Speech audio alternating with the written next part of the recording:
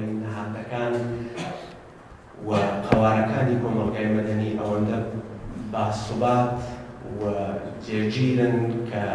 تۆ دەتوانی بەو تعریفانەی گەشتلانکن تعریفەکەی گەڕاشی بۆ ئێمە معنای هەیە هەڵیان سەنگینی. ئەگەر شکۆلە بەسەر لە ئێران بکەم مێژووی ئێرانی لانیکەم لە 100 ساڵی ڕابردوودا لە دوای ئینقلابی مەشروطەوە تەزادێکی بەردەوامی تێدایە یا حەولێکی بەردەوامی تێدایە بەرەو ڕۆشتن بەرەو مەدەنیەت و بەرەو دروستکردنی نەوەک لەو کۆمەڵگای مەدەنیە ئەوەی کە فارسەکان بخۆیان پێی دەڵێن تەزادی سنەت و تەجەدد یا سنەت و مۆدەرنیتە لە زۆر جێگاداوە لە زۆر بەرامبەردا لە بەرامبەر یەکتر ڕاوەستاونەتەوە و ئەو بۆچوونەی دوو بۆچوونی سەرەکی هەیە. یەکێ لە لایەنەکانی سنەت لە ئێران کە لە شوێنی مختلفی تاریخیدا بەڕوانگەی جیاواز خۆیان دیوەتەوە مەسەڵەن لە کۆدەتای 28 مردادی سیندی و شان نمایەندگی ئەم سنەتەی دەکرد و بەناو مصدق و تەرەفدارانی لایەنگری ئەو بەرەدی کە بوون یا لە ئینقلابی ئیسلامیدا هێزە ئێمەش و هێزە ئازادی خوازەکانی تریشی ئێرانیش ئینقلابیان بۆ بوو کە خۆناغێک کۆمەڵگای ئێرانی بەرنەپێشێ بەڵام لەوێشدا هەر لایەنگرانی سنەت بردیانەوە. بەرحەڵ ئەم تەزادەیە ئەم مبارزەیەی جامعەی ئێرانی 100 ساڵە بەردەوام هەیە و لە زۆر شوێن خۆی دەبینێتەوە. تەمان ئینقلابی ئیسلامی دەرەجاتێکی زۆر ئەو مێژووی بردەوە دواوە وەلانیکەم بۆ 15-20 ساڵ هەموو ئەم نەوەشتانی تقریبەن لە ئێراندا لەبەری برد. کوردستان لە فاسلەیەکدا کە ئەحزابی سیاسی تێدا بوون دەریچەی ئومێدێ بەرحەڵ هەندێک شتی ژەلەیی و سەرەتاییش بێ ئەگەر لەوێدا لە جامعەی کوردستاندا کە لە کاتێکدا بەدەست هێزی پێشمەرگەوە بوو شکڵی بێتنەوە لێرە من بیرم نایە بەڵام مامۆستایانی کە لێرە لەو مێژووەدا بوون و لە بیریان لەم سەردەمەدا و ئێمەش بیستومان و خوێندومانەتەوە نەوەک لە ئازادی نەوەک لە پێکهاتنی سەندیکاکان لێکخراوەکان سوزانم کۆچی مێژووی مروی مەریوان و ئەوانە بەنەوەک دەتوانین لە کۆمەڵگای ئێمەدا بەنەوەک لە خەباتی مەدەنی و کۆمەڵگای مەدەنی پێناسی بکەین. بەڵام ئەوە بەمانای ئەوە نییە کە ئێستاش لە جامعەی ئێرانی لەسەر ڕای هەموو حەولەکان بە ئێرانیش و ئێران بە کوردستانە کەشێوە کۆمەڵگای مەدەنی لەم شکڵەدا کە نەهادەکان ئەوەندە تێدا بە قودرەت بنوەجێگیر و بن وجودی نیە. دەلیل ئەوەندە کەشێوەیە کە دیکتاتۆری هەیە و ئەم دیکتاتۆریە تازە دیکتاتۆریەکەی ئێمە لە ئێران هی ئەم دەورەیە لەگەڵ شوێنەکانی ترش و حتا زەمانی شاشمەرگی هەیە. شا بە هەموو خراپیەکانی وەلانیکەم ئیسلاحاتی ئەرزیەکی کرد بەرحەڵ دەنگدانێکی دا بەژنەت قەدەمێک هەرحاڵ شتێک بە هەموو ڕەتنەکانی کە پێشینیان هەیە. بەڵام ئەم کۆماری ئیسلامیە کۆمەڵگای ئێرانی هیچ زۆر لەبەندەوە بۆ مێژوو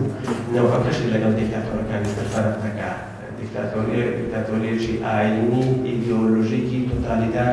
کە هەموو بوارەکانی ژیانی لە خۆی یعنی بوارەکانی ژیانی کۆمەڵایەتی قەتیس کردوتەوە و کۆنترۆڵیان دەکا وەزاڵە بەسەریاندا لەوەها کۆمەڵگایەکە ئاسان نییە کە نەهادەکان ئاوا شکل بەو شکڵێکە لە غەرب هەیە دروست ببن. بۆیە ئەمە چالشێکە لە کۆمەڵگای ئێرانیدا چالشێکە لە کۆمەڵگای ئێرانیدا کە بۆ هەموو کەس هەیە و دەبان بۆ ئێمەی کوردیش هەیە. ئێمە وەختەکەکەم و بەحەز لەسەر ئەوە دەکرێت زۆر بکەین بەڵام زۆر بە کورتی ئەگەر بەحسی ئەرکەکان بکەین یا چی لەسەر شانی ئێمە یا ئێمە چی دەتوانین بکەین من پێم وایە زۆر شت هەیە کە ئێمە دەتوانین بکەین. گرنگترین شتیان لە ڕوانگەی بنەوە ئەوەیە کە ئێمە ئەو کۆمەڵگایە ئەم خەڵکە و ئەو کۆمەڵگا مەدەنیە ئیستلاحان هەرچەندی زەعیفیش بێ بە پێناسە بەنا بە تەعریف هەرچەندی زەعیفیش بێ دەبێت بەشدا بیناسین شناختێکی دەقیقمان بێ لەوەی کە لە واقعدا چۆنە و چۆن عەمەل دەکا و کارکردی چییە و تەوەقعات و ئینتزاراتی خۆمان وەختێک مەترەحکەین کە شناختێکی دەقیقمان هەیە. من لە پرسیاری سەمینارەکە ڕەنگە بۆ من هەر یەک تەرەفە نەبێ ئەرکی ئەحزاب بەرامبەر بە کۆمەڵگای مەدەنی یا بەرامبەر بە جەماوەر ئەگەر من بڵێم لە جەماعەی خۆمان لە کوردستانی ڕۆژهەڵات من پێم وایە لایەنە بەرعەکسەکەشی هەیە ئەرکی کۆمەڵگای مەدەنی یا ئەرکی جەماوەریش بەنسبەت ئەحزاب چییە. ئەمە پەیوەندیەکی دوو تەرەفەیە هەر یەک تەرەفە نییە. گوایە فەقەت دەبێ ئەحزابی سیاسی ئەرک ئەدای ئەرک بکەن بەنسبەت کۆمەڵگاوە. کۆمەڵگاش ئەرکی هەیە لە هەموو دنیا هەیەتی و لە نوێی مەژدا هەیەتی کۆمەڵگاش ئەرکی هەیە بەنسبەت ئەحزابەوە. لە کۆمەڵگای ئێمەدا زۆر شت گۆڕاوە زۆر شت تەغییریان بەسەردا کراوە. نەوەک ئەوەی کە لە کوردستانی ڕۆژهەڵات زۆر بەرچاوە لەڵای بنەوە ئەوەیە خود ئاگاهی فەردی زۆر زیادی کردووە خەڵک زۆر زیاتر یعنی ضعیفترین تەبەقاتی جامعەش کەم سەواترین تەبەقاتی جامعەش خود ئاگاهی فەردیان زیاتر بوو زیاتر ئاشنان ئێستا بە مافەکانی خۆیان لە چاوپێشتر ئەمە پرسێکی زۆر گرنگەوە بۆ ئێمە دەبێت بەنەوەیەک دەستکەوتی بزانین کە لەو جامعەیەدا وای لە هاتووە بەڵام هێشتا کۆمەڵێک مشکلی ئەساسی تێدا هەیە لە کوردستان سندیکاکان موجود نین نە سندیکاهای کرێکاری قوی هەن نە سندیکاهای معلمانی قوی هەن نە سندیکاهای ڕۆژنامەنووسانی قوی هەن و ئەوانە کێشە بە وجود دێنەوە کە تۆ باسی ئەرێک لە بەرامبەر کۆمەڵگەی مەدەنیدا دەکەی ئەرێک لە بەرامبەر تاکەکاندا مۆزوعێکی دیکەیە کە دەڵم تاک بۆ نەوە خوداگاهیە گەیشتووە بەڵام وەختێک بەحث لە ئەرکی حیزب بەرامبەر بە کۆمەڵگەی مەدەنیدا دەکەی لە ڕاستیدا زۆر جار نازانی کە دەقیقەن لەگەڵ چێت و تەرەف حسابی لە ئەوروپا وەختێک باسی کۆمەڵگەی مەدەنی دەکرێت دەڵێ حیزبی سوسیال دموکراتی مەسەلەن نۆروێژ ئیتحادیەی کرێکاری لێ و پشتیوانی لێ دەکات لە ئینتخاباتدا پوڵیشی دەدات پشتیوانیشی لێ دەکات و ئەویش گەی بە قدرەتی سیاسی سعی دەکات ئەو خواستانەی ئەو زیاتر بەرەتە نێو قانونەوە تقریبا پەیوەندی یەکەم معلومە و دەزانێت چێ لەگەڵ چێ تەرەف حسابە بەڵام لە نێو ئێمەدا ئەوە هێشتا بەو مەرحەلەیە نەگەیشتووە ئەوەن دەبێت ئەیکەین لە داهاتوودا ئێمە ئەو ئەرکە بۆ جامعەی خۆمان بەجێ بگەێنین مەسەلەیەکی دیکە من کاکفار خۆی دەکەم ئێستا یەک دوو دقە مەسەلەیەکی دیکە ئێستا کە بۆ ئەحزاب زۆر مهمە بەحسی سوسیال مێدیایە کە هاتوۆتە پێشە دەڕوانگەی نەوەک مەربوطە بە کۆمەلگای مەدەنی یا کۆمەلگای جەماوەری من هیچ ئەوەی کە گرنگە و زۆری بەحث کراوە هەمومان دەزانین لە بەهاری عەرەبی و لە ژێر لە ئینتخاباتی ئەمریکا و ئۆباما و هەموو ئێستا ترامپ بەنەوەیەک استفادەی لێ دەکەن و نەوەیەک بۆتەمەوە بەڵام خەتەراتی خۆشی هەیە بۆ ئێمەی کوردیشکە من بەبەرچاوە ئەوە دەبینم لە نێو ئەحزابیشدا هەتا ئەویش ئەوەیە کە شتێکێ لالیگاتی سیاسی مەقبول بە سۆسیال مێدیاوەدا پێ دەڵێن کلکتیڤیزم کلیک هەمان کلیککردنی ئەوەیە ئەوە تعریفەکەی وا دەکات لە خەڵک زۆر زیاد با کلیککردنێک پێی وایە لە عەمەلدا مەسەلەن شتێک دەتە سەر فەیسبوک دەڵێت تەزاهوراتێکە لە شارەکان ئایا تۆ بەشداری دەکەی کلیک ئایا نا کلیکێکی دەکەی دەڵێ بەڵێ خەڵک پێی وایە بەو کلیککردنە یا بە ئیزهاری نەزەرێک لە فەزای مەجازیدا بەڕاستی ئەو کارەی کردووە وردە وردە ئەوە دەبێت بە عادەتێک لە نێو خەڵکدا پێی وایە بە ئیبرازی نەزەر لە دنیای مەجازیدا بە تحلیلکردن لە دنیای مەجازیدا حتا ئەحزابی زۆر جاری وایە بۆ خۆشمان لەگەڵ ئەو کێشەیە سەرکارمانەیە من دوای کۆمەلگای ڕۆژهەڵات دەستخزا ئەوانی لەوێن چاکریان ناسیوە ئەوە تۆزێک چالشی ئێمە بەڵام بە هەر حاڵ سۆسیال مێدیا بوارێکی گرنگە ئەگەر ئێمە بتوانین بۆ هاندانی کۆمەلگای مەدەنی و بۆ لێکحاڵی بوون لەگەڵ یەکتر تماشا بکەن هەر 20 ساڵ لەو پێش ئەحزاب بۆی کە کارێک بە کەسێک ڕاست بێنن لە مەسەلەن سەقەز دەبوو پەیکێک بێ و پەیکێک بڕوە و نامەیەک بەرێ و نەیگرن و هەزار مشکلی ئاوە بەڵام هەر ئێستا تۆ بتوانیت لەگەڵ جەماوەرێکی زۆر گەورە لەم کۆمەلگا مەدەنیدا پەیوەندی و بێتە تەریقی ئینتەرنێت و ئەم شەبەکەی اجتیماعیانە بە ئاخرین قسەم ئەوەیە کە گرنگە یەکتر بناسین و گرنگە لە بەشناختێکی دەقیق لەسەر ئەم کۆمەلگایە بتوانین سیاسەت ڕێزی بکەین وەزیفەی ئێمە شناختی ئەوانە وەزیفەی ئەوانیش ئەوەیە كرهبرية أحزاب أحزاب نهاية النقش رهبري بوحدة الجامعة ولا هم جامعة دوايا ناتواني كسر نقش رهبري بوحدة ذلك قدرتي بسيج وموبلايزية بهو أحزاب من كردستان دا وكهذا أحزاب دوري خوان لكردستان دا ما هو كمالجاي مدني دبي أو بزانه بلام إيمش دبي أوان بناسين خواستكاني أوان بناسين ونسين أو حالتك بالموضوع يا بيجمرجي يعني يا باما ديستي خلقانێک شان لەو بینەدا قەراریان گرتووە کە ئەوانش مبارزە دەکەن کە ئەوانش کار دەکەن کە ئەوانش هەوڵ دەدەن ئەم شناختە بڕوای بە دەقیقترین شتە بۆ سیاسەتگوزاری لەگەڵ کۆمەلگای خۆمان قسە زۆر بوو بەڵامی تر لەبەر وەختەکەم سپاستان دەکەم و زۆر سپاس بۆ بەڕێز کاکۆ عەلیە کە بە نوێنەرایەتی کۆمەڵگەی شۆڕژێری زەحمەتکێشانی کوردستان ئێران ئەرکی هێزە سیاسیەکانی بەرامبەر کۆمەلگای مەدەنی ڕۆژهەڵات پێشکەش کرد یا لە دوای تەواوبوون ئەو سێ باسە ئێوە هاوڕێیانیش دەتوانن مداخلە بکەن و نەزەر و پێشبیار و بۆچوون و ڕەخنەکانی خۆتان باس بکەن. ئێستاش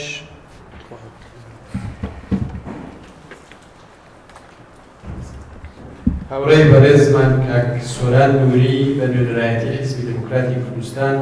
خاڵە لاواز و بەهێزەکانی مانگرتنی 21 خەرمانان پێشکەش دەکات.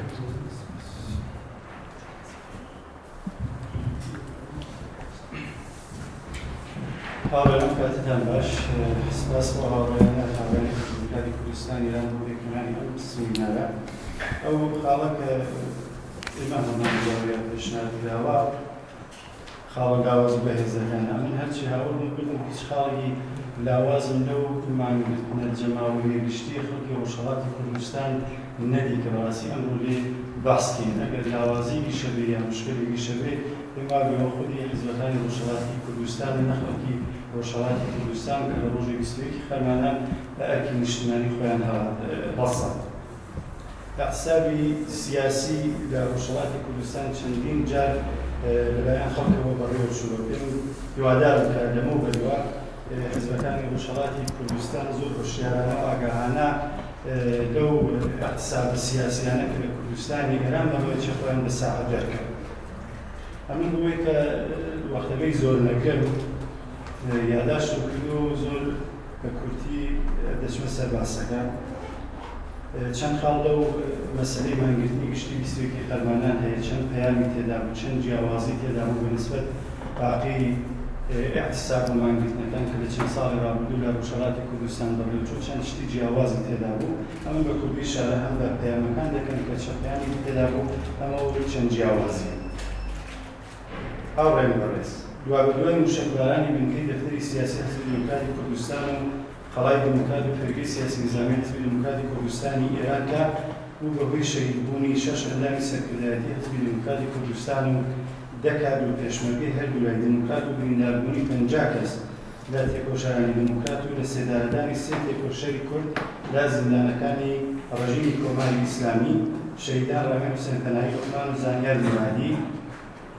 و محکومکردنی ئەم جنایەتی کۆماری ئیسلامی ئێران حیزبەکانی ڕۆژهەڵاتی کوردستان لە داواکاریدا داوایان لە خەڵکی ڕۆژهەڵاتی کوردستان کرد کە ڕۆژی چوارشەمە 21 خەرمانانی 97 مانگرتنی گشتی و جەماوەری بەڕێوەبرن و لە ماڵەکانی خۆیان نێنەدەن. ڕژیمی کۆماری ئیسلامی بۆ پێشگیری لەم مانگرتنە بە دروستکردنی کەشێکی ئەمنیەتی و هەرچی زیاتر میلیتاریزەکردنی ڕۆژهەڵات لەم ڕۆژە و هاوردەمەیدانی بەکریگیراوان خۆی لە کوردستان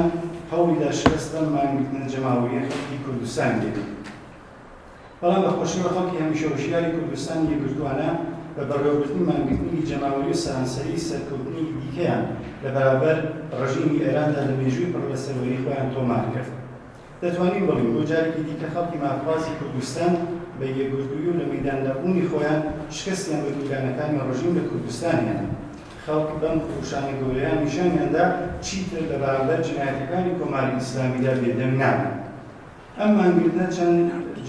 مانگرتنە جەماوەریە خەڵکی ڕۆژهەڵاتی کوردستان چەند جیاوازی و چەند پەیامێکیدا تێدا بوو کە وەک تووشی ژارشارم پێکرد لە خزمەتان عەرز دەکەم. جیاوازیەکان چی بوون لەم مانگرتنە جەماوەریە 21 خەرمانە؟ لە چەند ساڵی ڕابردوو چەندین مانگرتن و حەرەکەتی ئەحترازی لە کوردستانی ئێران بەڕێوەچوو بەڵام مانگرتنی ئەم جارە زۆر جیاوازتر بوو. یەک لە چەند ئەحترازی ڕابردووی خەڵکی ڕۆژهەڵات بوو پشتیوانی لە ماف و داواکاریەکانی بەشەکانی دیکەی کوردستان وەکو باشووری کوردستان، ڕۆژاوە و باکووری کوردستان دەستیان لای ئەحتراز و لەم ئەحترازانەدا دوور بوون لە داواکاریەکانی خۆیان. بەڵام ئەم جارە پەیوەندی ڕاستەوخۆیان بە ڕۆژهەڵاتی کوردستان و جنایەتەکانی ڕژیمی کۆماری ئیسلامیەوە بوو. هەروەک ئاگادارین پێشتر خەڵکی ڕۆژهەڵاتی کوردستان بۆ پشتیوانیکردن لە ئەفرین، پشتیوانیکردن لە کۆبانی، بۆ گرتنی بەڕێز عەبدوڵڵا ئۆژەلا و چەند شتی تر هاتنە مەیدان و هاتنە خیابانەکان. بەڵام هیچ شتێکی خۆیانی مشەخەسەن پێ و دیار نەبوو، یانە ڕۆژهەڵاتی نەخۆنیەکەی پێ و دیار نەبوو. بەڵام ئەم جارە سرفەن لە چوارچێوەی ڕۆژهەڵاتی کوردستان و ڕوو بە جمهوری ئیسلامی هاتنە مەیدان. جیاوازیی تر چی بوو؟ هەرەکەتێکی بە تۆمانە سیاسی و نەتەوەیی بوو، وەڵامی بوو داواکاری حیزبەکانی کوردستانی ئێران. ئەم جارە وەکو زۆر جاری تر خەڵکی ڕۆژهەڵاتی کوردستان یەکگرتووانە و یەکدەست وەڵامی حیزبەکانی خۆیان هێنداوە. سێ هەموو چین و توێژەکانی کۆمەڵگەی کوردستان هەر لە ماکۆتاییدان بەشداری ئەم مانگرتنە جەماوەریان کرد و نیشانیان دەکات بەرژەوەندی نەتەوەیی گرنگترە لە بەرژەوەندی حیزبی. هەر بووە دەتوانین ئەم مانگرتنە جەماوەری وەک سەرەتایەکی تازە لە بزوتنەوە ڕزگاری خوازی گەلی کورد لە کوردستانی ئێران ناوبەین. جیا لەو جیاوازیانە ئەو مانگرتنە گشتی و جەماوەری ڕۆژهەڵاتی کوردستان چەند پەیامی تێدا بوو کە من مشەخەسەن ئیشارە بە دوو پەیام دەکەن. پەیامی کە ڕوو بە کۆماری ئیسلامی بوو و پەیامی کە بڕوو بە حیزبەکانی ڕۆژهەڵاتی کوردستان بوو. پەیامێک ڕوو بە کۆماری ئیسلامی. خەڵکی کوردستان بەم مانگی هەنجەماوەی گەورەیە بە کۆماری ئیسلامیان سەلمان بە پێچەوانەی هەموو ئیدعاەکانی کە لە ماوەی ئەم 40 ساڵەدا بە دژی حیزبەکان و جوڵانەوەی ڕەوای خەڵکی کورد دەیکا، حیزبەکان و ڕۆژهەڵاتی کوردستان نوێنەرایەتی جوڵانەوەی خەڵکی کوردستان دەکەن. لەم ڕۆژەدا دەرکەوت کە 40 ساڵ سەرمایەگوزاری کۆماری ئیسلامی لە کوردستان بۆ ئەوەی جێگەی خۆی بکاتەوە خەڵکی کوردستان لە حیزبە خەباتکارەکانی خۆی جیا بکاتەوە مایە کوچ دەکات. خەڵک بە کۆماری ئیسلامیان وت ئەم خاکە ساحبی خۆی هەیە و هیچ دیکتاتۆرێک ناتوانێت تاسەر لەسەر ئەم خاکەدا بژی و خەڵکی کوردستان لە هەر کات و ساتێکدا لە هەر خۆشی و ناخۆشیدا پشت و پەنای کچان و کوڕانی شۆڕشگیری خۆیان. ڕژیمی کۆماری ئیسلامی بە یادامکردن و موشەکباران و کردەوە دژی ئینسانیەکانی لە دژی تێکۆشەرانی کورد لە ڕۆژهەڵاتی کوردستان ناتوانێت ئێرادەی مافوازی خەڵکی کوردستان و حیزبە شۆڕشگەڕەکانی تێکۆشێنێت. مانگرتنی خەڵکی کوردستانی ئێران ئەم ڕاستی سەلمان کە سیاسەتەکانی کۆماری ئیسلامی بە دژی خەڵکی کورد شکستی هێناوە. پەیامی دووەمی کە ڕوو بە حیزبەکانی ڕۆژهەڵاتی کوردستان ئەو پەیامە چی؟ خەڵکی ڕۆژهەڵاتی کوردستان لەم مانگرتنە جەماوەریە لە ئەم پەیامیان لە حیزبەکاندا کە ئەگەر ئێوە یەکگرتوو بن، یەکگوتار و هەماهەنگ بن بە دژی کۆماری ئیسلامی، ئێمەش لێرە و یەکگرتوانە لە مەیداندا دەبین و پشت و پەناتانی. خەڵکی کوردستان بە حەماسی 22 خەرمانان جارێکی دیکە ئەم پەیامیان ناردکات هێز تەنیا لە یەکەویزی و تەباییدایە و بەس. هەر بۆیە ئێمە حیزبەکانی ڕۆژهەڵاتی کوردستان زۆر بە جددی ئەم پەیام وەربگرین و لەمەوە بە دوای یەکگرتووتر لە جاران هاوکار و هەماهەنگ بین، بە یەکەویزی خۆمان وەڵامی خەڵکی تێکۆشەری کوردستان و کوردستان بدەینەوە چۆن هەر وەک دیتمان مانگرتنی 21 خەرمانان بەرهەمی یەکگرتووی و یەکهەڵویستی حیزبەکانی ڕۆژهەڵاتی کوردستان. خەڵکی کوردستان لە ڕۆژی 21 خەرمانان بە هەڵویستی مانەداری خۆیان ئەرکی شۆڕشگێڕانە و نیشتمانپەروەری خۆیان بەجێگەیاند و ئێستا کاتی ئەوەیە کە حیزبەکان بە ئەرکی خۆیان هەستن و بە هەمووان بسەلمێنن کە سوورن لەسەر ڕێبازی بەرهەقیان بۆ گەیشتن بە مافنەتەوایەتیەکانی خەڵکی کورد لە کوردستانی ئێران. جێخۆیەکی لێرەدا ئیشارە بە خاڵێکی تر بکەم، ئەویش نەخش و تەسیر و ڕۆڵی چارەکانی سیاسی و مەدەنی لە نێوخۆی وڵات کە لە ڕۆژی 21 خەرمانداندا ئەوانی بەڕاستی بە ئەرکی نیشتمانپەروەرانە و بە ئەرکی نەتەوەیی خۆیان هەستان و دیمان نەخش و تەسیر و ڕۆڵی ئەوان چەندە بوو. هەر دیمان لەو ڕۆژە مەجموعەی لەو تێکۆشەرانە لە ڕۆژهەڵاتی کوردستان بان کران، مەجموعەیان دەستبەسەر کرا، مەجموعەیان ئیجازیان پیانە ئەمەڵەن ماڵەکانی خۆیان دیانەدەن. بۆیە دەبێت لێرە ڕێز بگرین لە هەوڵ و تێکۆشانی ئەو تێکۆشەرانە و بە چاوی ڕێزەوە بڕوانینە خەبات و تێکۆشانیان لە ڕۆژهەڵاتی کوردستان. شتێک تر کە لێرەدا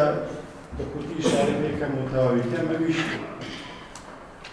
باسێک بووە لەسەر ناوەندی هاوکاری حیزبەکانی کوردستانی ئێران. ئەو چاوەڕوانیە چی بوو کە وا بەدوای ئەو موشەکبارانەی هەردوولای حیزبی دموکرات لە ئادامکردنی ئەو سێ تێکۆشەر کوردەوە بەیانیەکەیشی هاوڕێکی تریشار لە زیندانە ئادام بوو، چاوەڕوانی زۆر بوو لە ناوەندی هاوکاری کە ئەمن زۆر بە کورتی ئیشارەی دەکەم. دوای موشەکبارانی هەفتەی خەرمانانی بنکەی هەردوو حیزبی دموکرات و ئادامی سێ تێکۆشەری کورد ناوەندی هاوکاری حیزبەکانی کوردستانی ئێران دەبووە لە هەمووان زیاتر لە مەیداندا بوایە و خۆی بکردا بە ساحبی ئەو کارەساتە. بەڵام تەنیا بە دەرکردنی ڕاگەیەندراوێک و مەحکومکردنی ئەو جنایەتە هیچ یەکترمان نەدی. یانە بەڕاستیش وا بوویمە لەو کارەساتە کە ڕوویدا بەسا حیزبی دموکراتی کوردستان، حیزبی دموکراتی کوردستانی ئێران ناوەندی هاوکاری کە من خۆمانی ژووە حیزبی دموکراتی کوردستان بەشی بوو لەو ناوەندا، بەڵام ئەو ڕۆژە ئەو کارەساتە وەهای کرد ئێمە نەمانتوانی هیچی لە خۆمان نیشان بدەین تا چکەوە کە ڕاگەیەندراو بووینە. چاوەڕوانیەکە ئەوە بوو کە بەڕاستی ناوەندی هاوکاری حیزبەکانی ڕۆژهەڵاتی کوردستان زۆر جددیتر لە مەیداندا بوایە، هاوکاری ئێمە بوایە لەکوێوە زۆر بەدەمی کار و ئەو وەزیفە و باتە زۆر ئیستفادەی خۆی لێ بکردە. جنایەتی کۆماری ئیسلامی ئێران کردی، کارەساتی کۆماری ئیسلامی خۆڵقاندی دژ بە شەڕشکەرانی کوردستانی ئێران دەبوایە ناوەندی هاوکاری زۆر جددیتر هەم لە بواری سیاسی و هەم لە بواری میدیاییەوە، لە بواری ڕاگەیاندنەوە، لە بواری ئەمنیەتیەوە زۆر چیترا دەبوایە زۆر جددی لە مەیداندا بوایە. بەڵام بەداخەوە بە هەر هۆیەک بوو لە مەیدانە بوو. هەرچی دەزانین لەو وەزعیەتە هەم هاوڕێیانی کۆمەڵاوە حتا هاوڵیانمان لە حزب دموکراتی کوردستانی ئێرانی ئەوانش خۆیانش کەوتونە بەر ئەو هێرشە بەڵام ئیتر ئەوان بە نسبەت ئێمە بەتایبەت هاوڵیانی کۆمەڵە سازمانی خەبات ئەوان زیاتر لە ئێمە بەرحاڵ وەزەگەیان باشتر بووە دەیانتوانی زۆر جددیتر بە نوێنەرایەتی لە ناوەندی هاوکاریوە لە مەیداندا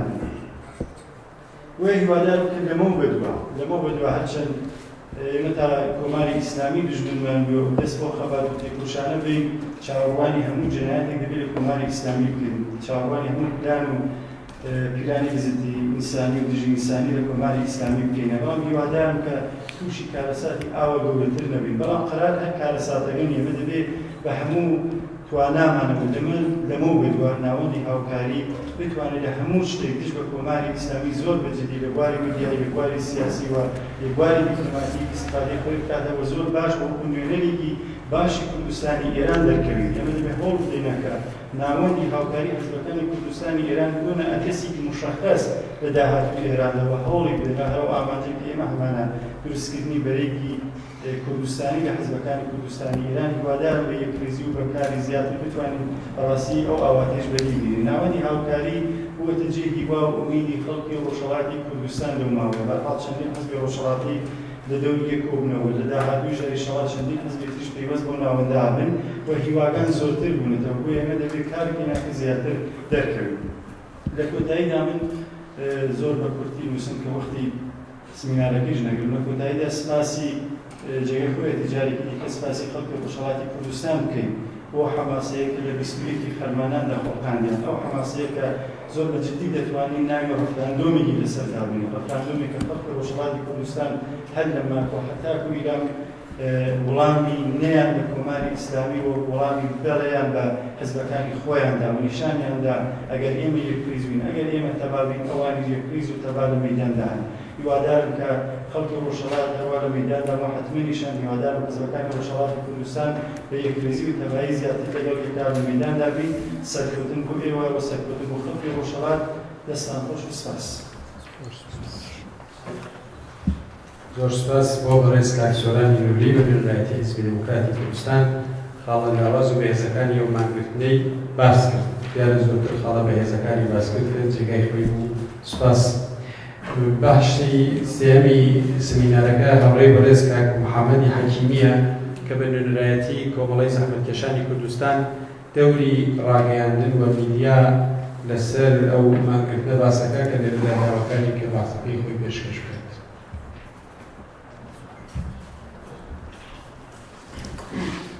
بەڕێزانم کاتتان باش ئەم قۆناغی کوردی ڕۆژهەڵاتی ئێستا تێپەڕێت قۆناغێکی زۆر هەستیارە قۆناغێکی زۆر ئاڵۆزە ناوچەکە ڕۆژ بە ڕۆژ تووشی ئاڵوگۆڕ و هەروە کە دەزانین بە خێرایی هەموو شتەکان پێڕێت خەیرانەکان گۆڕانکاری لە ڕۆژهەڵاتی ناوەڕاست زۆر خێرا تێپەڕێت بۆیە ئەمە وێڕێ ئەم خەیران و گۆڕانکارانی کە لە ڕۆژهەڵاتی ناوەڕاست ڕوئەدات دەتوانین بێ ڕێکخراوەکانی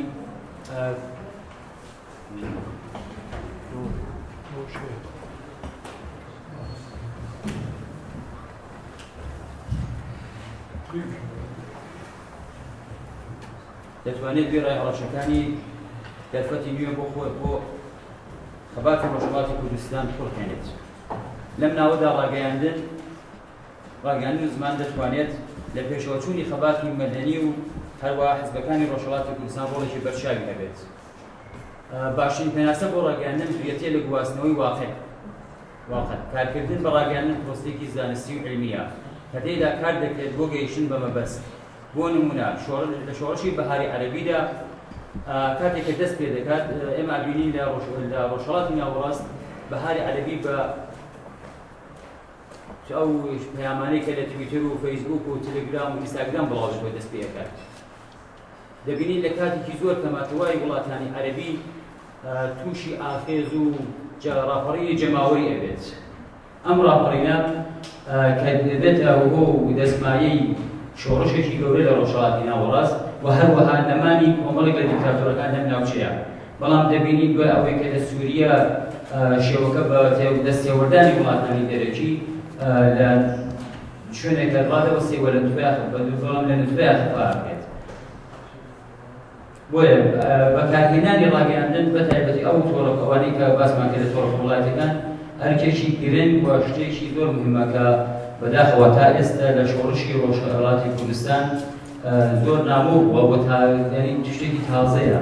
ئێمە نەمانتوانیوە بەو شێوەی کە دەبێت لە ڕاگەیاندن لە ڕۆژهەڵاتی کوردستان ئیسفادە بکەین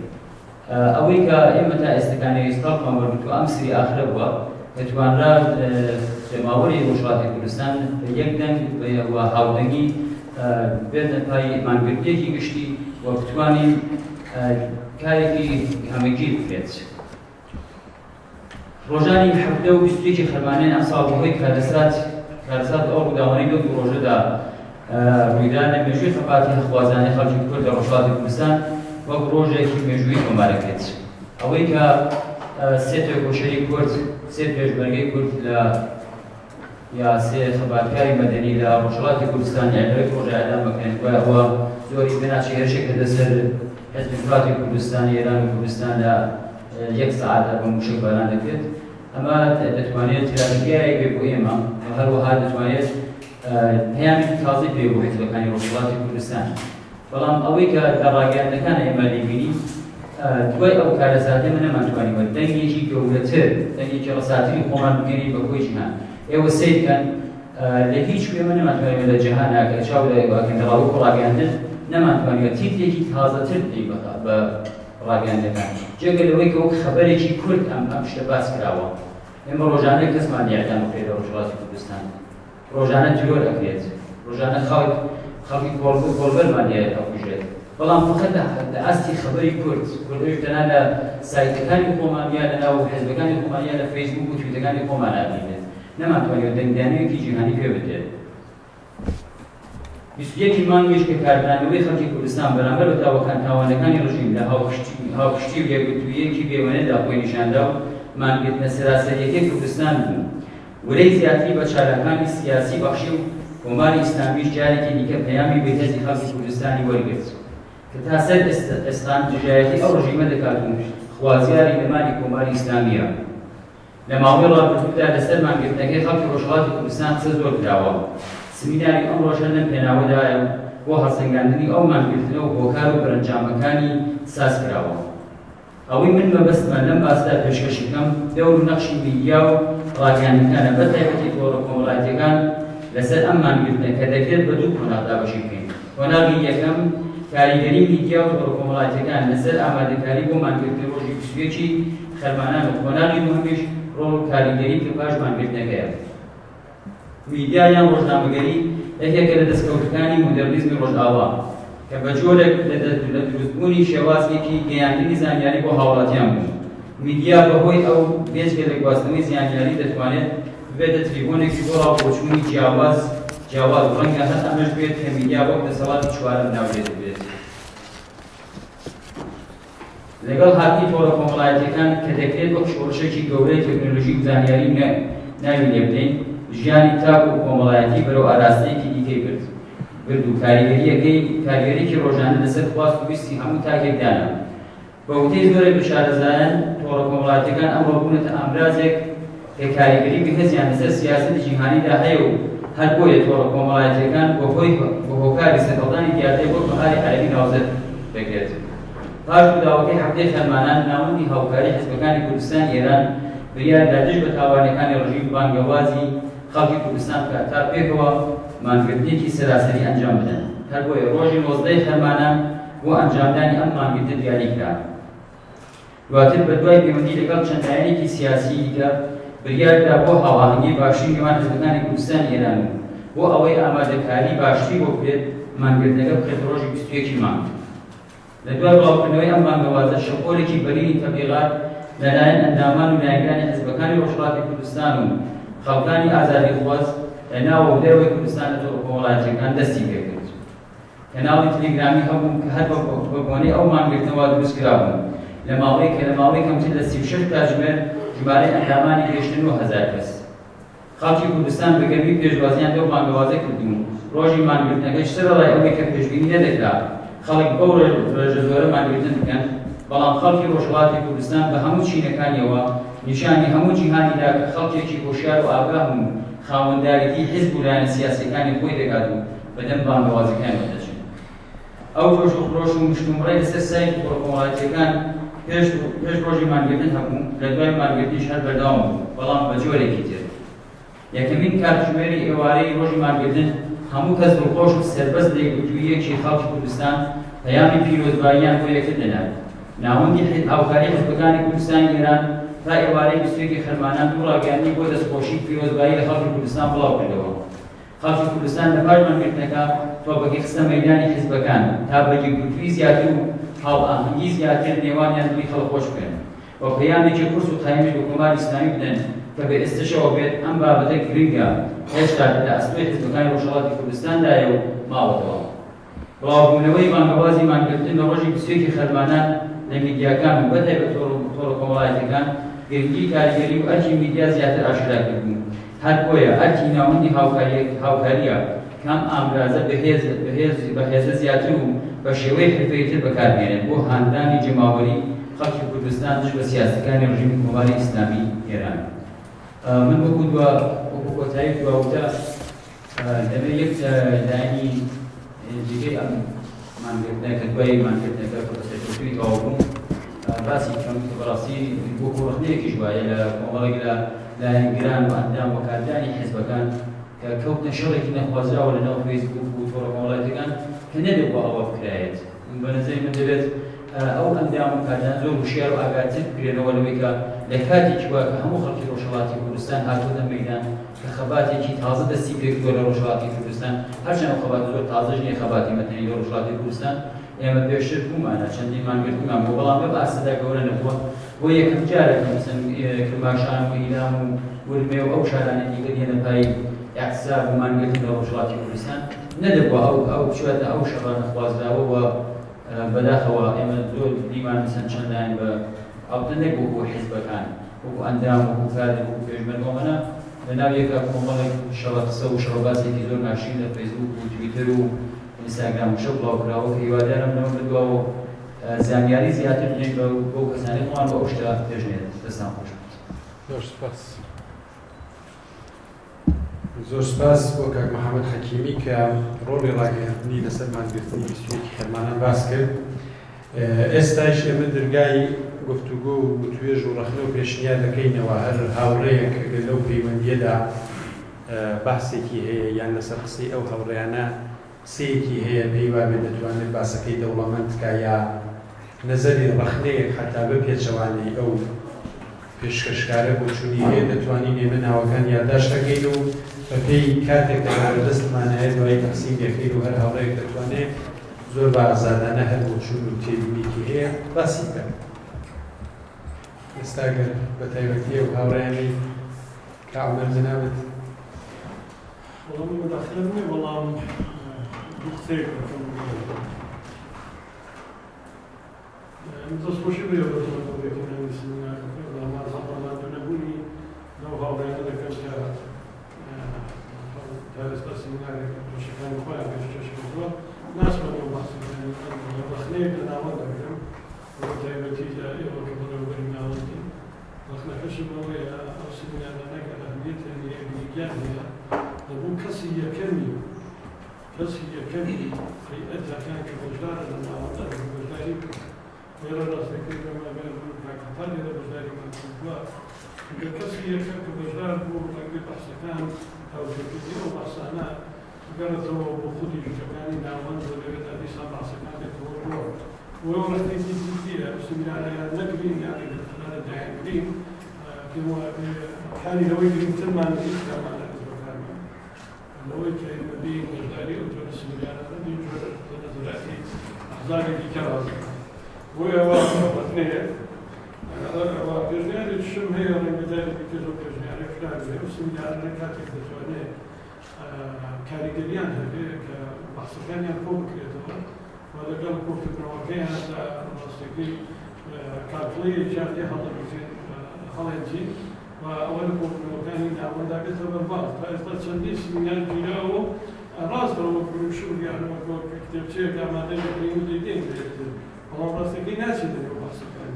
هذا هو بحث ناس هو سمينار شيء كذا بس كلام عندنا كذا بەڵام ئەخەی تێدا باس کراوەوەدا وەم پێشنیارەکەم ئەوەیە کە ئەو سیمینارانە هەر حەوزەی خۆمان و حیزبەکەی خۆمان حیزبایەتی لا نەبێت بەڵام کەسەری بکەین لەناوەندە سیمینار بۆ خەڵکی ئاکادمی بۆ خەڵکی دیکەی خارج لە حیزبەکان بێنێ ئەوان لە دەرەوەی حیزبەکان تاوتوێی ناوەند و تاوتوێی ئەرکەکانی و تاوتوێی بارودۆخی ڕۆژهەڵاتی کوردستان بکەن.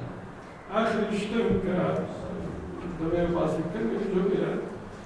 ڕاستەکەی تەنیا ئەوەندە دەڵم لەو بەحسانەیدا کە لێرە باس کران غێرە زێ مۆردی نەبێت زۆر نەچوونە سەر بەحسی ئەوەی سوێژی خەمانان چ ڕوویدا بۆ ڕوویدا بە دەلیلی ڕوودانەکانی و کەمزەرخەمیەکانی ئێمە بەنسبەتەوە لێرە ڕۆژهەڵاتیەکان چیمان کردو و چیمان نەکردووە زیاتر پێی هەڵەڵی بەڵام نەهاتین لە ئەرکەکانمان باز لە ئەرکەکانمان بکەین بۆ بزانین ئەرکەکانمان لە کۆتایی ئایندەدا دەبێت چی بێت. بیستویەکی خەرمانان ڕاستەکەی دوو جار لە ڕۆژهەڵاتی کوردستان دەتوانین بڵێن دەفراتۆ بکەوە. یەکێکیان ئەو کاتەیە کە انتخاباتە یان بۆ مەجلیسی شورای ئیسلامی خەڵکی کوردستان چوونە سەر سەرۆکوتانی دەرگان و دەرگاکانی خۆیاندا و ئەوانە یان بەشداری نەکردن لە ڕفراتۆمی ساڵی 58 جمهوری ئیسلامی بەڵام ئەوەیان ئەوەشیان بۆ خۆیان ڕفراتۆ بێت. بەڵام ئەمە هەر کەس حیزبە ڕۆژهەڵاتی کە بەشداری ناوەندی هاوکاری حیزبەکانی کوردستانی ئێرانی لەڕاستیدا بەو جۆرێک کە دەبێت شایەتی بایەدا بەکیلیەوە نەچوو و ئەهمیەتەکەمان دەرک نەکرد و سەعیشمان کردەوە ڕێگەبا لە خۆمان بگرین و شامەتی بۆمان هەبێکە هەر کاممان لەگەڵەوەی ئیتلاعیەکەمان بە یەکدا بە یەکەوەدا بوو بەڵام هەر کاممان سەعیمان کرد کە خۆمان بڵێن ئامەسەر و وەزنی ئێمە ئاوەیە و ئەوێ دیکە ئاوەیە حاڵێکدا ناوەندێکە کە بیهەوێت تەرتیب بە بەرەبەوەبەرەیەک بگەوێت جایگزین بێت لە ڕۆژهەڵاتی کوردستان لە دەسەڵات بەدەستەوە بگرێت دەبێت بۆ مەڵەم جۆرە بەشەوەندی حیزبیانە تێپەڕ بێ و بگوزەرێت هەر بوویەشەوەی قسەی ئەو شتەمان لە ئاخریدا باسی کرد وەک رەخنەیەک پێنا ئەو شەڕەزیە و قسە و ئەوانەی کە لە دنیای مەجازی فەیسبووکدا دەستی کرد رەخنەکەی لەگەڵ سەر ناوەند هەتا سەر ڕێوەلایەتی حیزبەکانیش کرد چونکە ناوەند هەتا ئێستاشی لەگەڵ بێ لە ڕاستیەکەی نزیک بە ساڵێکە بەداخەوە هەتا ئێستاشی بە چاکی خۆی پێناسە نەکردووە هەروەها شمکە و تا کەنجە دەبێت دەمامێک و کەنجە دەبێت دەدارێکی تەواو بەرکە بتوانین لەبەری حەسینەوە یارکاری لەژێردا بکەین ئەمە بۆی قەزیەکی دیکەیە ئەمە ڕازێکی دیکە بێ بە